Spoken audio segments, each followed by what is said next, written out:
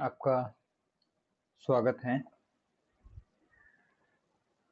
कक्षा 6 के विज्ञान के 9th चैप्टर के सेकंड पार्ट के अंदर। इससे पहले वाले पार्ट में हमने आवास परिवेश के बारे में जाना था। तो हमने देखा था कि जो आवास होते हैं वो मरुस्थलीय आवास और जलीय आवास मुख्यतः दो प्रकार के थे। उसमें आज हम बात करेंगे मरुस्थल के बारे में, डेजर्ट्स जिसे हम बोलते हैं इंग्लिश में। तो मरुस्थल के एक जीव की बात हमने की थी, अगर आपको याद हो तो मुझे जरा नाम बताइए सोचकर। हाँ बिल्कुल सही, ऊंट के बारे में हमने बात की थी। इससे पहले जो हमने बात की थी, हमने ऊंट के बारे में कुछ जाना था कि ऊंट कैसे अनुकूलित है। अनुकूलन के बारे में हमने पढ़ा था कि ऊंट कैसे अनुकूलित है मरुस्थल के परिवेश के लिए, वातावरण के लिए। अब ऊंट के अंदर एक खास बात क्या थी कि उसके पैर बहुत लंबे थे, लंबे होते हैं ऊंट के, और उसका क्या बेनिफिट है, क्या फायदा है, वो हमने देखा था। आज हम बात करते हैं अन्य जंतुओं की। और भी तो पौधे हैं, जीव हैं, क्या सभी के पैर लंबे होते हैं? यहाँ हमने दो जीवों की बात की है। आप देखें तो एक सांप और एक चूहे। सांप के तो पैर भी नहीं होते और चूहे के जो पैर होते हैं बहुत छोटे होते हैं। तो जो गर्मी पड़ती है, मिट्टी जो तप जाती है, उसकी गर्मी से इनको कौन बचाएगा, क्योंकि इनके पैर इतने लंबे नहीं हैं। तो होता क्या है कि ये बिल बना लेते हैं, जैसे यहाँ इस पिक्चर के अंदर आपको दिखाई दे रहा होगा, ये बिल बना रखे हैं। इधर ये रास्ते हैं इनके अंदर जाने के और ये नीचे बिल है। तो जो मिट्टी है, जैसे जैसे हम खोदते जाते हैं, मिट्टी नीचे से ठंडी होती है। जमीन के अंदर जैसे हम नीचे जाते जाएंगे तो कुछ दूर तक जो जमीन है वो ठंडी होती है। तो सांप और चूहे जैसे जो जीव हैं वो बिल बनाकर रहते हैं, और जब दिन का समय होता है, जब सूरज तपता है, मिट्टी भी गर्म होती है, वो बिल के अंदर ही रहते हैं। जैसे ही रात होती है या जैसे ही ठंड होती है, वो अपने बिलों से बाहर निकलते हैं और अपने भोजन की तलाश करते हैं। इसी कारण आपने देखा होगा कि जब बरसात का मौसम होता है तो बहुत सारे जीव जंतु जो बिलों में रहते हैं वो बाहर निकल आते हैं, जिनमें से सांप भी एक ऐसा जीव है। कारण क्या होता है कि बिलों के अंदर पानी भर जाता है या ठंड हो जाती है, किसी भी कारण से वो अपने बिलों से बाहर निकलने लग जाते हैं। तो अगर ये जीव हैं, ये अनुकूलित नहीं हैं, तो ये अपने आप को ढाल लेते हैं कुछ ऐसे कामों से। जैसे सांप और बिल क्या है, चूहे बनाकर रहते हैं, वो दिन में जब गर्मी होती है तो बिल के अंदर रहते हैं, और जैसे ही रात को ठंड होती है तो वो बिल से बाहर निकलते हैं और अपने भोजन की तलाश करते हैं। रात को अपना भोजन करके दिन में दोबारा बिल के अंदर आ जाते हैं। तो ये एक तरीका है अनुकूलन का। इसके बाद हम पौधों की बात करते हैं। ये जो दो पौधे आपको सामने मैंने दिखा रखे हैं, ये मृस्थलीय पौधे हैं, कैक्टस या नागफनी इनको हम हिंदी में बोलते हैं। अब इन पत्तों की सॉरी इन पौधों की खास बात देखिए, इसमें आपको पत्ते बहुत कम दिखाई देंगे। दूसरी मुख्य बात क्या है, कांटे हैं। इनके भी कांटे हैं, इनके भी कांटे। आप अपने आसपास के पौधे देखिए, देखिए उनमें कितने पौधों में आपको कांटे मिलते हैं या कितने पौधे बिना पत्तों वाले मिलते हैं। इसका क्या कोई खास कारण है कि ये पौधे ऐसे क्यों हैं? तो आइए जानते हैं। मरुस्थल की जब हम बात करते हैं डेजर्ट की, तो एक बात सामने आती है कि वहां पर जो पानी है, पानी बहुत कम है, और जो भी जीव वहां रहेगा, ऐसे ही जीव वहां रह सकते हैं जो पानी का इस्तेमाल बहुत कम करते हैं। ऊंट के बारे में हमने ये बात जानी थी, तो क्या पौधों में भी यही बात है? बिल्कुल यही बात है कि वो कम पानी का प्रयोग करते हैं, और कम पानी का प्रयोग करने के बाद उसका निष्कासन भी कम करते हैं। अब इनकी खास बात क्या है कि इनके पत्ते कम होते हैं, और जो पत्ते होते हैं वो शूल में परिवर्तित हो जाते हैं। पत्ते हमने पिछले एक चैप्टर में पढ़ा था कि पत्तों से वाष्पोत्सर्जन होता है, पौधा जो अपना पानी वायुमंडल में छोड़ता है बाष्पोत्सर्जन के द्वारा, वो पत्तों के माध्यम से छोड़ता है। एवोपरेशन से जो अपना वाटर वो रिलीज करते हैं, वो लीव्स के जरिए होता है। अब जितने ज्यादा पत्ते होंगे, जितनी ज्यादा लीव्स होंगी, पानी उतना ही ज्यादा भाप बनकर उठता रहेगा या वाष्प के रूप में परिवर्तित होता रहेगा। अब इन पौधों में आप देखिए पत्ते बहुत कम है ही नहीं, और जो है वो शूल बन चुके हैं, कांटे बन चुके हैं, जिस कारण जो ये पानी इनके पास होता है वो वातावरण में, वायुमंडल में, एटमॉस्फेयर में नहीं छोड़ते। दूसरी इनके पास खास बात है, इनके ऊपर मोम जैसी परत होती है। ये जो पौधा आप देख रहे हैं ये कैक्टस का है। इसका जब आप ये छीलोगे, यहाँ से ये तना ही है, तो एक मोम जैसी परत इनके ऊपर होगी। जैसी आपकी नोटबुक होती है ना, नोटबुक अगर आपने कभी देखी हो, कि मैं दिखा पाऊँ शायद आपको। मैं आपको बुक दिखाता हूँ। जैसे ये बुक है, तो इस बुक के ऊपर एक बिल्कुल पतला सा कागज चढ़ा होता है, बहुत बार आपने देखा होगा। तो ऐसे ही एक बिल्कुल पतली सी परत होती है मोम जैसी इन पौधों के ऊपर। उसका क्या फायदा है? एक ही मकसद है ज्यादातर, कि पानी कम से कम खर्च हो। एक तो इनको सुरक्षा मिलती है, कांटों से इनको सुरक्षा मिलती है, और मोम जैसी परत पानी को है वो बाहर नहीं जाने देती। और इन दोनों के कारण होता क्या है, वाष्पोत्सर्जन में कम जल हानि होती है। जो पानी है, जो वाटर है, वो बहुत ही थोड़ा सा निकल पाता है। तो ये खास बात है जो पौधे हमें मरुस्थल में मिलते हैं। इसके बाद हम आते हैं एक और स्थलीय आवास के अंदर, जिसका नाम है पर्वतीय क्षेत्र, माउंटेन रीजन्स, जहाँ पर पहाड़ होते हैं। अब जहाँ पहाड़ होते हैं, बड़े बड़े पहाड़ होते हैं, ऊंचे ऊंचे, वहाँ पर तापमान कम होता है। जैसे ही हम धरती से ऊपर जाते जाते हैं, जैसे जैसे ऊपर जाएंगे तापमान में कमी आती जाएगी। और पर्वतीय क्षेत्र की क्या खास बात है? जैसे मरुस्थल की कुछ खास बात होती है, वैसे पर्वतीय क्षेत्र की कुछ खास बात होती है। वहाँ पर ठंड ज़्यादा होती है और तेज सर्द हवाएं चलती हैं। हिमपात होता है, मतलब बर्फ गिरती है। इस पिक्चर के अंदर आप देख सकते हैं कि बर्फ गिरी हुई है। और इन पौधों को देखिए, ऐसे पौधे आपके आसपास नहीं मिलते हैं। अगर आप देखेंगे, जो सफेदा है, यूकलिप्टिस है, वो पौधा बिल्कुल थोड़ा बहुत इन जैसा दिखता होगा, लेकिन ऐसा नहीं है। अब ये पौधे ऐसे क्यों हैं? ये पौधे राजस्थान में क्यों नहीं मिलते? ये पौधे हमारे हरियाणा में क्यों नहीं मिलते? दिल्ली में क्यों नहीं मिलते? मैदानी इलाकों में ऐसे पौधे क्यों नहीं मिलते हैं? क्या कारण है कि इनका आकार ऐसा हो गया? देखिए ऊपर से ऐसे छतरी तीखे हैं। आइए इसके बारे में बात करते हैं। जो पर्वतीय क्षेत्र के पौधे होते हैं सामान्यतः शंकुआकार होते हैं, कोन शेप होती है ऐसी। कारण, जैसे ही बर्फ गिरती है, क्योंकि वहां पे बर्फबारी सर्दियों में होना बहुत आम बात है, तो अगर बहुत ज्यादा बर्फ पौधे के ऊपर गिर जाए तो उसकी टहनियां बर्फ के बोझ से टूट सकती हैं। स्नोफॉल होता है जब, तो जो स्नो होती है उसका जो वेट होता है, उसके वेट के कारण वो जो ब्रांचेज हैं, वो टहनियां हैं, वो टूट सकती है। इस कारण इनका जो आकार है वो कुछ ऐसा कोन शेप में होता है। कभी देखना, जैसे आपने क्रिसमस ट्री देखा हो कभी, क्योंकि ये ज्यादा बोझ सहने में सक्षम है और इसके ऊपर बर्फ ज्यादा देर टिकती नहीं है, फिसल कर नीचे गिर जाती है। दूसरा है तिरछी शाखाएं होती है। तिरछी शाखाएं भी यही काम करती है कि अगर आपकी शाखाएं ऐसी थोड़ी तिरछी होगी, ऐसे नीचे की तरफ, तो इसके ऊपर जो कुछ गिरेगा वो ज्यादा चांसेस है कि नीचे गिर जाएगा। ऐसा नहीं है कि बर्फ इनके ऊपर गिरती ही नहीं है, बिल्कुल गिरती है, लेकिन बहुत ज्यादा बर्फ टिक नहीं पाती है, तो थोड़ी बर्फ रह पाती है, जिसके कारण शाखाएं टूटती नहीं है। इसके बाद इनकी पत्तियां हैं वो नुकीली और पतली होती है, क्योंकि जितना, अब आप एक बरगद का पेड़ देखिए, उसका पत्ता बहुत चौड़ा होता है। अगर इतने चौड़े पत्ते या लीव्स होंगी तो उनके ऊपर बर्फ ज्यादा टिकेगी। तो इन पौधों ने, इन पेड़ पौधों ने अपने आप को पर्वतीय क्षेत्र के अनुकूलित किया है हजारों सालों में। तो ये खास बात है इन पौधों की।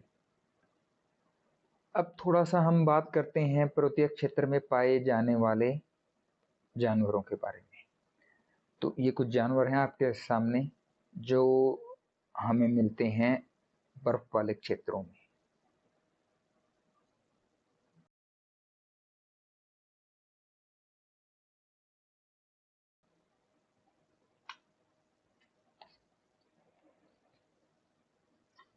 तो अब बात करते हैं, जो आपको पिक्चर दिखाई दे रही है, एक है पहाड़ी तेंदुआ और एक है पहाड़ी बकरी।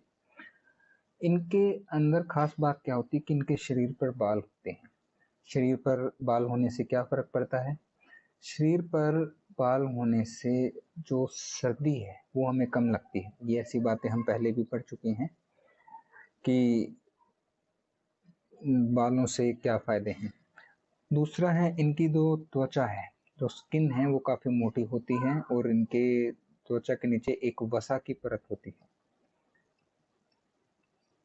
जो सर्दी से इनकी रक्षा करती है।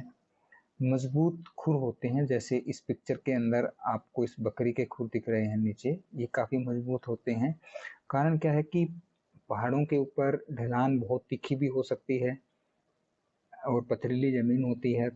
तो जब बकरी नीचे उतरती है तो या ऊपर चढ़ती है तो उसे मजबूत खुर चाहिए अपने आप को संभालने के लिए, तो इसमें उसकी मदद होती है। ये याक है, ये एक बकरी की पिक्चर है। याक पहाड़ों में मिलते हैं। ये देखिए, इसके शरीर पर भी कितने सारे बाल हैं और बाल होने का एक ही कारण है कि सर्दी से हमें बचाव हो, सर्दी से इनकी जान ना जाए या सर्दी से ये बचे रहें। इसके बाद बात आती है घास के मैदान की। घास के मैदान स्थलीय आवास है। इसके अंदर जो आपको पिक्चर दिखाई दे रही है वो है शेर की। शेर जो है या तो वनों में रहता है या घास के मैदानों में रहता है। जो हमने घास के मैदान की, ये देखिए कितने बड़े दूर तक कुछ नहीं, यहाँ पर कोई पेड़ नहीं, बहुत दूर तक केवल घास ही घास है। इसकी खास बात क्या होती है इस आवास की या इस परिवेश की? यहाँ पर लंबी लंबी सूखी घास होती है और ये घास केवल बारिश के मौसम में ही बड़ी होती है, वरना सूख जाती है। दूर दूर तक खुला मैदान होता है और छिपने के लिए कम स्थान है। इसके अंदर आप देख सकते हैं कई किलोमीटर दूर तक आपको कोई भी पेड़, केवल कुछ एक पहाड़ दिखाई दे रहे हैं, उन पे भी इतने पेड़ नहीं है। अब शेर शक्तिशाली जंतु है। अब इस घास में और शेर के रंग में आप वो देखिए कितना एक जैसा है। मटमैला सा रंग होता है, जैसा घास का रंग होता है वैसा ही शेर का रंग है, लगभग बिल्कुल बराबर नहीं है। इसका क्या फायदा है? इसका फायदा ये है कि जब ये शिकार पकड़ने जाता है तो इस घास के अंदर ये नीचे बैठकर अपने आप को छुपा सकता है, क्योंकि जब एक जैसे रंग में दो वस्तुएं एक ही रंग की है तो एक दूसरे को पहचानना थोड़ा मुश्किल होता है, तो शिकार इसको देख नहीं पाता है और ये उसको पकड़ लेता है। उसके बाद इसके अंदर क्या खास बात है? शेर के अंदर ऐसी क्या खास बात है जो इसे इस मैदान में रहने लायक बनाती है, अनुकूल बनाती है? तो सबसे पहले घास जैसा मटमैला रंग। इसके बाद इसके, ये देखिए, अगले पैरों के लंबे नखर होते हैं और इन्हें यह छिपा सकता है अंदर करके। जो इसकी उंगलियां हैं, इसके अंदर जो बाल दिख रहे हैं ना यहाँ पे, ये वाले, इनके अंदर ये मोड़कर छुपा सकता है। इसकी आंखें तेज होती है, दूर तक भी ये अपने शिकार को देख सकता है। तो ये संरचनाएं हैं। अब ये नखर शिकार को पकड़ने के लिए, उसको चीरने फाड़ने के लिए काफी सहायता करते हैं। शिकार को दिखाई नहीं देता है, ये दूर तक देख सकता है। अब ये बात हुई शेर के बारे में कि शेर तो अनुकूलित हो गया, तो इसके शिकार कौन से हैं? अब बात करते हैं हिरन की। ये हिरन जैसे जानवरों को मारकर खाता है शेर। तो ये घास का मैदान एक और आपको दिखाई दे रहा है यहाँ पर, ये इसके अंदर हिरन दिखाई दे रहे हैं। इस घास के मैदान के अंदर थोड़ी सी हरियाली है, शायद बारिश का मौसम रहा हो। अब ये रंग देखिए और ये घास के मैदानों का रंग देखिए, आपको दोनों रंगों में समानता दिखाई देगी। अब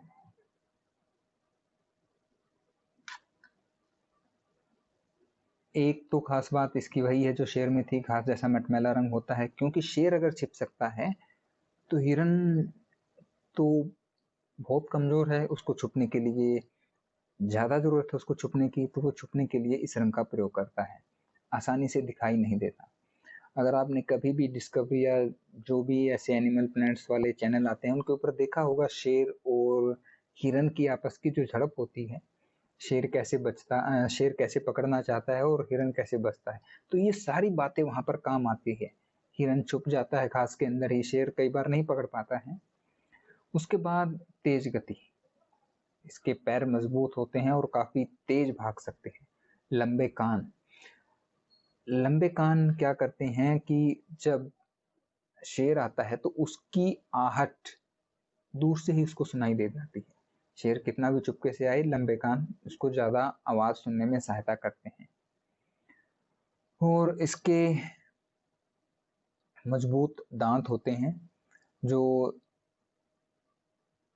घास के सूखे मैदानों में जो टहनियां होती हैं या जो सूखी घास है उनको खाने में सहायता करते हैं।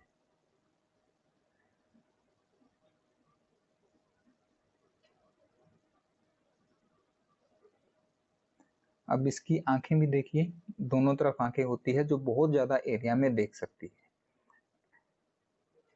बिल्कुल आगे नहीं होती है, थोड़ी साइड में होती है कि दोनों तरफ अच्छी तरह देख पाए।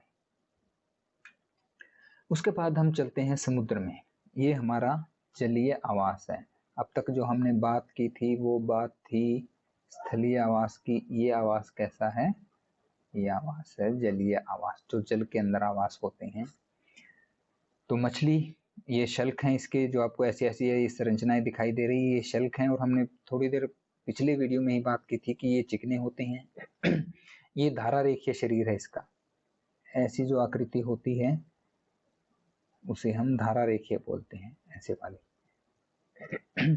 ये इसकी चपटी पूंछ है और पंख हैं, चपटे हैं ये भी, जो इसे आगे बढ़ने में, ये अनुकूलन हम मछली का देख चुके हैं। इसका धारा रेखीय शरीर, इसमें अंदर गिल या क्लोम होते हैं जिसको सांस लेने में सहायता करते हैं। और जीवों के बारे में बात करते हैं, ये जो है ये ऑक्टोपस है। स्क्विड और ऑक्टोपस ऐसे होते हैं। इसका शरीर अगर आप देखेंगे ये धारा रेखीय नहीं है। इसका शरीर क्या है? धारा रेखीय नहीं है। तो लेकिन जब ये पानी में चलता है तो अपने शरीर को धारा रेखीय बना लेता है। कहाँ रहता है? समुद्र की तलहटी में रहता है। इसके गिल या क्लोम होते हैं जिससे ये सांस लेता है। तो कुछ गुण मछली वाले हैं, कौन से हैं? किसमें गिल और क्लोम होते हैं? धारा रेखीय शरीर नहीं होता, लेकिन जब ये चलता है तो अपने शरीर को धारा रेखीय बना लेता है और समुद्र में रहता है। तो ये कुछ ऐसे गुण हैं जो इसको जलीय आवास के अनुकूलित बनाते हैं। इसके बाद हम बात करते हैं दो और जीवों की। उनमें से एक है डॉल्फिन और एक है व्हेल। इन दोनों का शरीर धारा रेखीय होता है, ये मछलियां हैं, लेकिन इनके अंदर गिल या क्लोम नहीं होते। तो ये सांस कैसे लेती है? इनके नासाद्वार होते हैं सिर पर, जिन्हें हम वात छिद्र भी बोलते हैं। वात छिद्र।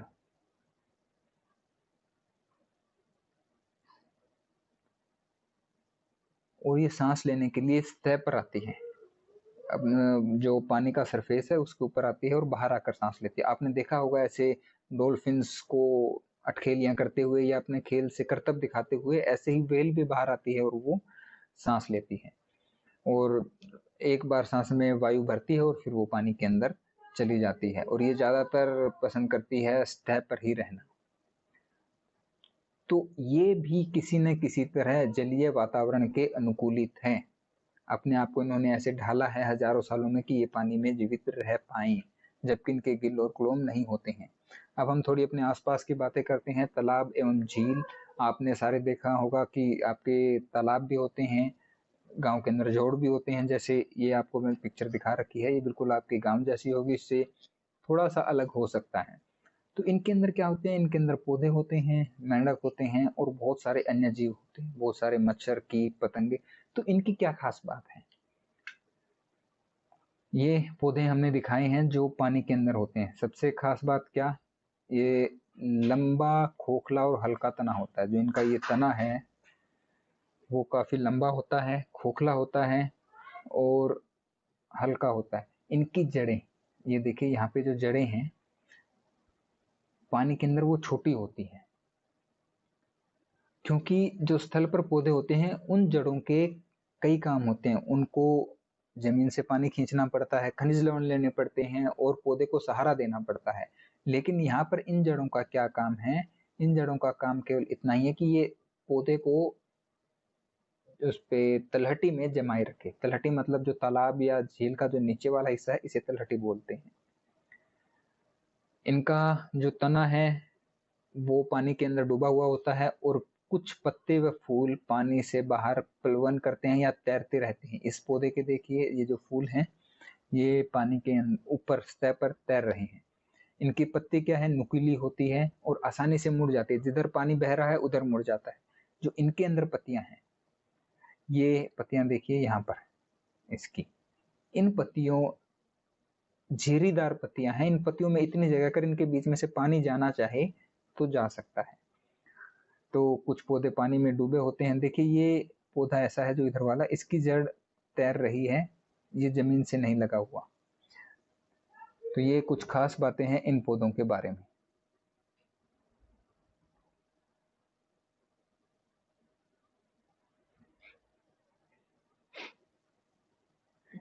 अच्छा, अब आगे चलते हैं।